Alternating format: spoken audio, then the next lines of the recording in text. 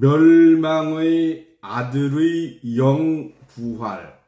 멸망의 아들은 재림 예수의 긴박한 때를 알려주는 표적으로 왔다가 세상 바다에서 죽었으나 멸망에 속한 아들의 영은 다시 부활하여 다른 사람에게 입신하게 됨으로써 일곱 머리 열뿔 짐승에 속한 자가 됩니다. 양과 염소로 구별된 후 염소 심판하기 위한 대환란 때에 멸망의 아들이 다시 오사 계시록 17장 11절에 멸망으로 들어가게 됩니다. 오늘 본문 말씀 계시록 17장 9절에서 11절입니다. 계시록 17장 9절에서 11절.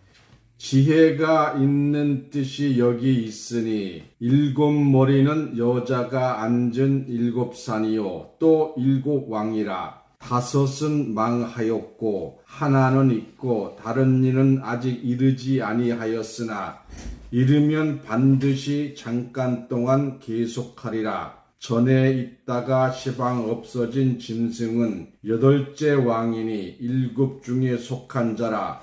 저가 멸망으로 들어가리라. 오늘 본문 말씀을 통해서 멸망의 아들의 영의 영부활, 이런 제목으로 말씀을 증거합니다. 예수 재림의 긴박한 때를 알려주는 표적의 인물인 멸망의 아들은 성경에 기록된 대로 자기 일을 다 행한 후에 세상 바다 곧 감옥에서 죽임을 당하게 됩니다. 그러나 계시록에 예언된 음녀 곧 바벨론의 대표자로서 멸망의 아들의 영은 귀신의 영으로 부활하여 성경에 기록된 예언의 한 부분을 이루게 됩니다. 계시록 17장 17절입니다. 계시록 17장 17절. 하나님이 자기 뜻대로 할 마음을 저희에게 주사 한 뜻을 이루게 하시고 저희 나라를 그 짐승에게 주게 하시되 하나님 말씀이 응하기까지 하심이니라. 이와 같이 짐승에게도 한 뜻을 주어서 기록된 성경을 응하게 하십니다. 계시록 13장 11절입니다. 13장 11절.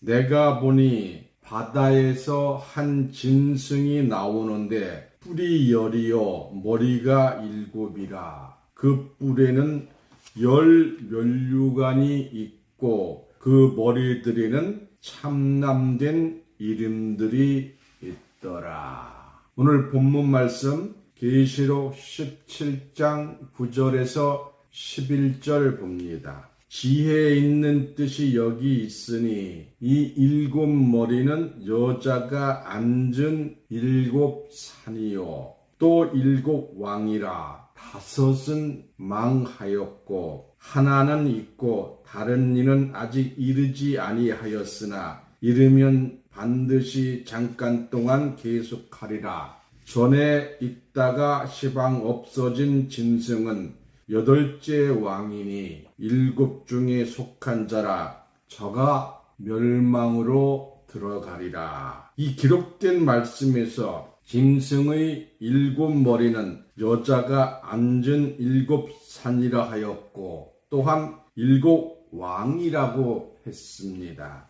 일곱 중에 다섯은 망하였으므로 둘이 남게 되나 하나만 있고 하나는 아직 이르지 아니하였다고 하였으니 실상은 일곱이 아니요 하나만 있는 것이요 다른 하나는 아직 이르지 아니할 앞으로 다시 올 자로 남아있는 것입니다.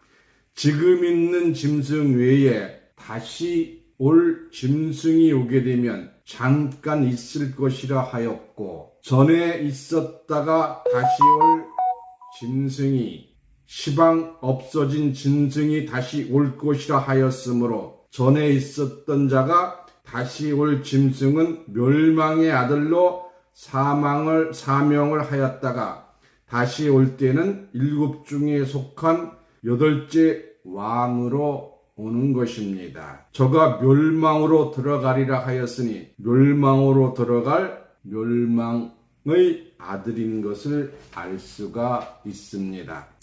멸망의 아들은 재림 메시의 긴박한 때를 알려주는 표적으로 왔다가 세상 바다에서 죽으나 멸망에 속한 아들의 영은 다시 부활하여 다른 사람에게 입신하게 됨으로써 7머리 10뿔 짐승에 속한 자가 됩니다. 그러나 사람으로는 8번째로 오기 때문에 7에 속한 8째 왕이라고 한 것입니다. 멸망의 아들이 처음 출현할 때는 예수님이 재림하기 전이므로 긴박한 때를 알려줄 뿐만 아니라 하나님께 속한 백성들이 인침을 받고 피난할 수 있는 밝은 길을 알려줍니다. 7째 속한 8째 왕으로 다시 올 때는 알곡과 쭉정이가 구분된과 같이 믿는 자 중에서 양과 염소가 구별된 이후 염소들을 심판하기 위한 대환란 때에 멸망의 아들이 다시 온다는 것을 깨달아야 할 것입니다. 멸망의 아들의 영, 곧 용, 뱀, 마귀, 사단은 언제부터 존재하였으며 누가 만들었는가? 창세기 3장 1절입니다. 창세기 3장 1절. 창세기 3장 1절. 하나님이 지으신 들짐승 중에 뱀이 가장 강교하더라. 말씀을 통해서 뱀은 하나님이 지으신 피조물인 것을 알 수가 있습니다. 그러면 용, 마귀, 사단은 누가 지었는가? 계시록 20장 2절입니다. 계시록 20장 2절. 계시록 20장 2절. 용을 잡으니 엣 뱀이요 마귀요 사탄이라. 용이나 뱀이나 마귀나 사탄은 같은 것임을 알 수 있고 용, 뱀, 마귀, 사탄도 하나님이 지었으므로 하나님의 주관권 아래 있다는 것을 알아야 하겠습니다. 시편 104편 26절입니다. 시편 104편 26절. 악어는 선척이 거기 다니며 주의 지으신 악어 리오야단 주의 지으신 악어가 그 속에 노나이다. 이 악어는 하나님이 지으셨으며 주의 난 사에 악어는 리오야단이라고 하였는데 과연 리오야단이란 무엇인가? 이사야서 27장 1절입니다.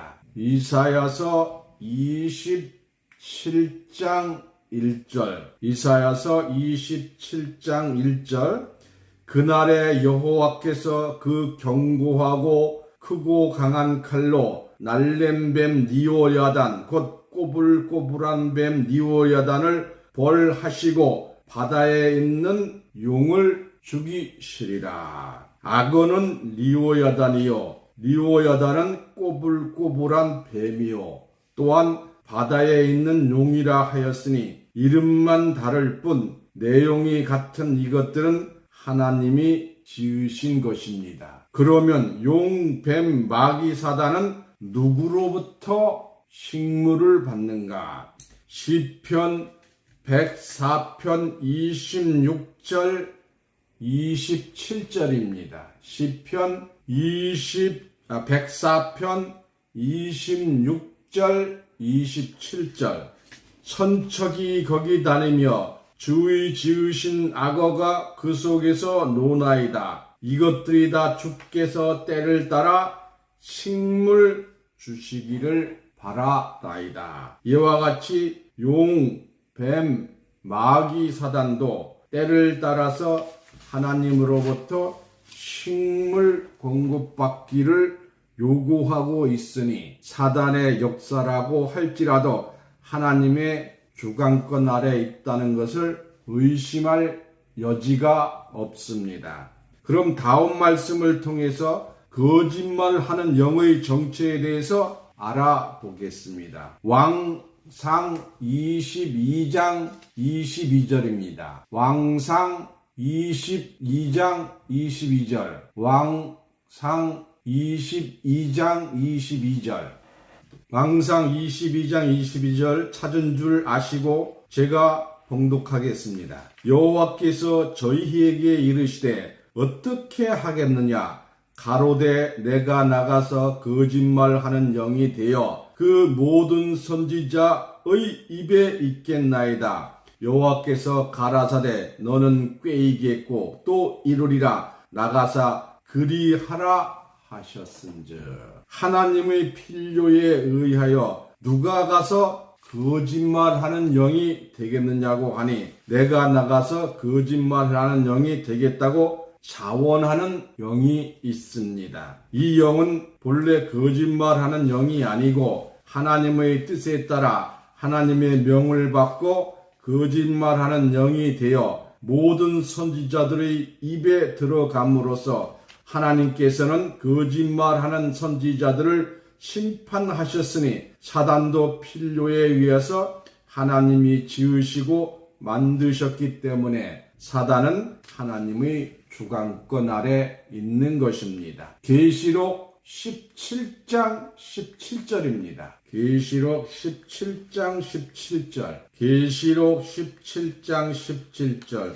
하나님이 자기 뜻대로 할 마음을 저희에게 주사 한 뜻을 이루게 하시고 저희 나라를 그 짐승에게 주게 하시되 하나님 말씀이 응하기까지 하심이니라. 사단이 자기 뜻대로 할 뜻을 이루는 것도 하나님께서 주시고 하나님 말씀이 응하기까지 사단의 일을 성취시킨다고 말씀하신 것으로 보아 계시록에 활동하는 사단도 하나님의 뜻에 의하여 역사하고 있음을 깨달아야 될 줄로 믿습니다. 또한 멸망의 아들의 출현은 긴박한 피난길을 재촉하고 명령하고 있으니 예수님께서 직접 하신 말씀을 보겠습니다. 마태복음 24장 16절입니다. 마태복음 24장 15절입니다. 마태복음 24장 15절. 그러므로 너희가 다니엘의 말한 바 멸망의 가증한 것이 거룩한 곳에 선 것을 보거든 읽는 자는 깨달을진저. 말씀과 같이 멸망에 가증한 것이 거룩한 곳에 선 것을 보거든 산으로 도망하라고 하였는데 왜 산으로 도망하라고 하였는가? 하나님의 명하신 산은 도망하는 자의 피난처가 되기 때문입니다. 창세기 19장 17절입니다. 창세기 19장 17절. 창세기 19장 17절. 그 사람들이 그들을 밖으로 이끌어낸 후에 이르되 도망하여 생명을 보존하라. 돌아보거나 들에 머무르거나 하지 말고 산으로 어디로요? 산으로 도망하여 멸망함을 면하라. 지금 노세 가족에게 하는 말씀이죠. 기록된 말씀은 하나님이 소돔과 고모라를 불로 멸하기 직전에 하늘의 사자가 노세 가족을 성 밖으로 이끌어낸 후에 산으로 도망하여 멸망을 멸하라고 한 말씀입니다. 인자 곧 예수가 오는 때에도 노수의 때와 같다고 하였고 노수의 때에도 산으로 도망하여 멸망을 면하라고 하였으니 예수님이 하신 말씀과 일치합니다. 그러나 롯의 때에 롯은 하나님의 사자의 말을 순종하지 아니하고 산보다 가까운 소알성으로 도망할 수 있도록 청합니다. 이에 허락을 받아서 소알성에 롯과 두 딸이 들어갈 때에 해가 돋음으로 유황불이 소돔과 고모라에 비같이 쏟아져서 소돔과 고모라 상의 고민을 진멸하였으나 음란함이 물끓듯 하는 죄악의 도성 소돔에서도 롯의 두 딸은 남자를 갖가지 아니하는 경건한 처녀들이었습니다. 소돔성은 소돔과 함께 멸망받아야 마땅할 도상이었으나 의인의 가족이 소알에 거함으로 심판을 면한 성이요. 롯은 소알성의 거민들이 소돔에 거하였던 거민들과 같이 죄악이 관영함을 보고 여기에 더 오래 머무르면 딸들이 죄악에 물들 것을 염려하였고 소돔에서 나올 때에 하나님의 사자가 산으로 도망하라는 뜻을 그제야 깨달은 롯은 두 딸을 데리고 소알성에 나와 하나님의 사자가 명한 산으로 오르게 됩니다. 창세기 19장 30절입니다.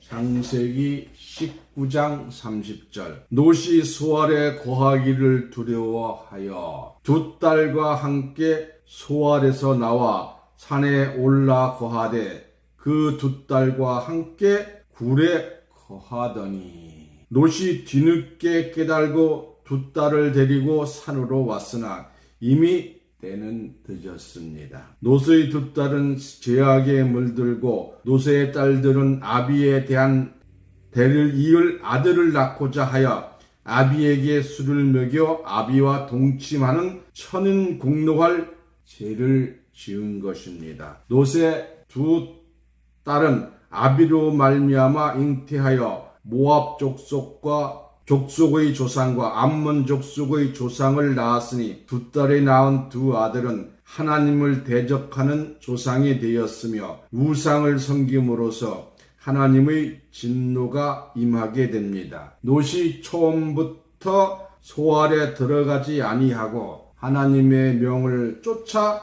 산으로 도망하였더라면 사랑하는 딸들이 부녀상간하는 죄를 범하지 아니하였을 것입니다. 그러므로 멸망의 아들이 나타난 것을 보거든 산으로 도망하라. 멸망의 아들이 나타난 것을 보거든 산으로 도망하라고 한 산은 실상의 산이 아니요 예언적인 말씀입니다. 예수께서 비유가 아니면 아무것도 말씀하지 아니하신다고 마태복음 13장 33절에 말씀하셨으니 과연 산이란 어떤 장소를 비유한 것인가? 에스겔 6장 1절에서 4절을 보겠습니다. 에스겔 6장 1절에서 4절. 에스겔 6장 1절에서 4절. 여호와의 말씀이 내게 임하여 가라사대 인자야 너는 이스라엘 산을 향하여 그들에게 예언하여 이르기를 이스라엘 산들아 주 여호와의 말씀을 들으라. 주 여호와께서 산과 작은 산과 시내와 골짜기에 대하여 말씀하시기를 나 곧 내가 칼로 너희에게 임하게 하여 너희 산당을 멸하리니 너희 지단이 황무하고 태양상이 회파될 것이며 내가 너희 중에 살육을 당하여 너희 우상 앞에 엎드러지게 할 것이라. 사람도 하나님의 말씀을 깨닫지 못하고 잘 듣지 못하는데 하나님은 왜 이스라엘 산들을 향하여 하나님의 말씀을 들으라고 하였는가? 기록된 말씀의 이스라엘 산들은 실상의 산을 말하는 것이 아니요 우상을 섬기는 이스라엘 산당의 제단을 말하는 것입니다. 여호와께서 산과 작은 산과 시내 골짜기에 칼로 임하게 하신다고 하셨으니 칼이 어찌 산과 시내와 골짜기를 심판할 수 있겠는가? 이는 이스라엘 산이 하나님을 저버린 종교단체로서 즉 우상이들이 있는 산당들의 심판 받을 것을 말씀하신 것입니다. 계시록 17장 3절 다시 봅니다. 계시록 17장 3절 곧 성령으로 나를 데리고 광야로 가니라. 내가 보니 여자가 붉은 빛 짐승을 탔는데 그 짐승의 몸에 참남된 이름들이 가득하고 7무리와 10뿔이 있으며. 오늘 본문 말씀 중에 계시록 17장 9절 10절입니다. 지혜 있는 뜻이 여기 있으니 7머리는 여자가 앉은 7산이요 7왕이라. 5은 말하였고 하나는 있고 다른 이는 아직 이르지 아니하였으니 이르면 반드시 잠깐 동안 계속하리라. 이 음녀가 7머리 10뿔 짐승을 타고 있고 7머리는 여자가 앉은 7산이요 또 7왕이라고 했어요. 이로써 7산이란 7왕을 말하는 것이요 7왕은 7머리의 짐승을 말합니다. 머리란 지도자를 상징한 것이므로 산과 같은 조식을 거드린 7왕과 같은 지도자가 있다는 것을 알 수가 있습니다. 산들은 사단의 조직을 말하였으나 멸망의 아들이 출현할 때에 하나님의 백성들이 피난할 수 있는 산은 거룩한 산입니다. 하나님의 백성들이 피난할 수 있는 산은 거룩한 산입니다. 거룩한 산은 하나님이 기뻐하시는 참 목자가 있는 산이요 신선한 꿀이 있는 양떼들의 피난처입니다. 에스겔 34장 11절에서 14절을 보겠습니다. 에스겔 34장 11절에서 14절.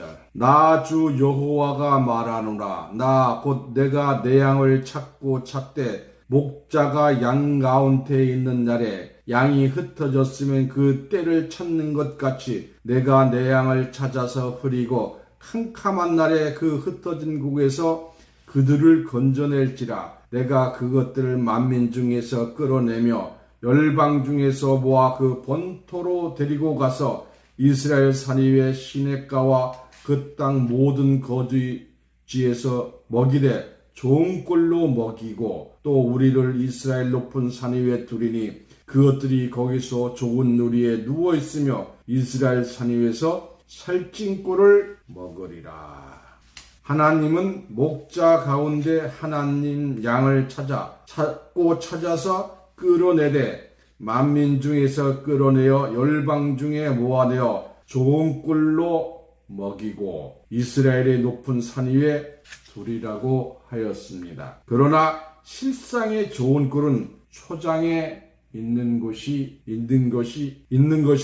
높은 산 위에는 없습니다. 말씀의 높은 산은 하나님이 통치하심으로 거룩하고 위대함을 표시한 높은 산이요 구원의 처소입니다. 그러므로 높은 산에는 높은 진리가 있는 곳이요 하나님의 조직이 있는 진리가 있는 교회입니다. 높은 산에 있는 교회만이 좋은 꼴이 있다고 한 말씀으로 이리 가운데 찾은 바 되고 만민 중에서 찾은 바 된 양들이 산 위에 좋은 우리에 누워서 살찐 꿀을 먹으리라고 하였습니다. 이사야서 2장 2절입니다. 이사야서 2장 2절. 이사야서 2장 2절. 말일에 여호와의 전이 사니 모든 산 꼭대기에 굳게 설 것이요 모든 산 위에 뛰어나리니 만방이 그리로 모여들 것이라. 말일에 예비된 하나님의 교회는 전의 산이요 작은 산 위에 뛰어난 산이니 높은 산입니다. 그리로 만방이 모여들 것이라고 하였으니 바로 이것이 멸망의 아들이 출현할 때에 도망하여 찾아가는 피난처요 구원의 처소 시온산이요 거룩한 산인 것입니다.